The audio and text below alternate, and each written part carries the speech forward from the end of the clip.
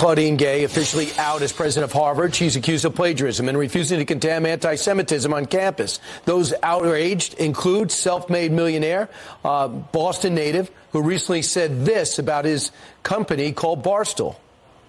There's some things you can't apologize for.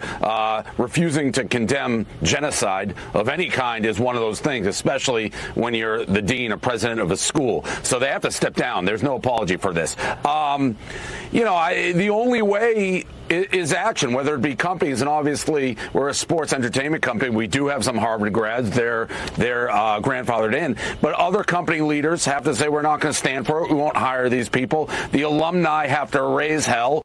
He did. So how does he feel now that she resigned? Will Dave Portnoy go back and hire qualified Harvard graduates? Why don't we ask him? Dave, welcome back. We'll talk about your huge weekend. But first things first, you saw about a resignation. Can Harvard kids now apply for Barstool? Yeah, I mean, I certainly think there's still huge, large issues at Harvard with the corporation, and this was an apology held at gunpoint, right, or resignation. She should have done it a long time ago. But yes, it's a first step. It's a good step. I'm glad she's gone, and we will now entertain applications from Harvard again. Do you think anything's actually going to change at the school? She's staying on at the faculty. Yeah, it's very similar to what they did at UPenn. These people dig their heels in, and they don't want to admit they're wrong or take responsibility. So it's a resignation. She gets pushed into another spot. But, it's really a safe face other than just being a straight, hey, you're fired. So whatever. It's still a victory. I do think there's still major problems, this corporation or whatever they call it. But they're still under intense scrutiny. The guy, Bill Ackman, is, that guy's ruthless. I wouldn't want him on my back. He's the one who spearheaded getting rid of her. So it is a very good start in a victory. And he also says next MIT. You feel the same way, correct?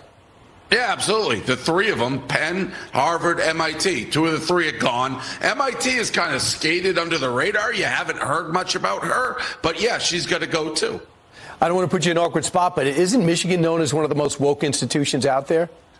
Yeah, well, let's talk football.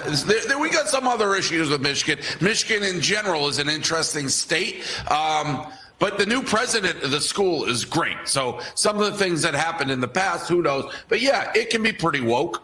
All right, good. So now let's talk about the fun stuff. You want Michigan to win. You're an alum. You're a fan. But you also put your money there. You put $1 million on Michigan. According to reports, Michigan wins in overtime, beats Alabama. Here's Dave Portnoy at that moment. Finally, a Big Ten team had to be us, sticks it to the big bad bully. Now we're going to Houston. We ain't done. This is about the national title. Yeah, I'm a milli richer. I don't care. This is about the natty, all right?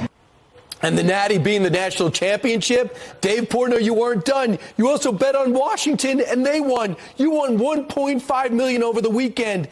Is that a big deal? I know $1 million wasn't a big deal. Is 1.5 a big deal? No, that's a huge deal. That's a ton of money, and nothing beats free money. It stinks when you lose it, but it's a lot more fun for whatever reason to snap your fingers to get it. It's the biggest bet I've ever placed in my life. I was going to the game. I'm a Michigan man through and through. I thought Alabama's time was up, so that's a great day at the office. I had a great time. How can you not? It was a perfect day.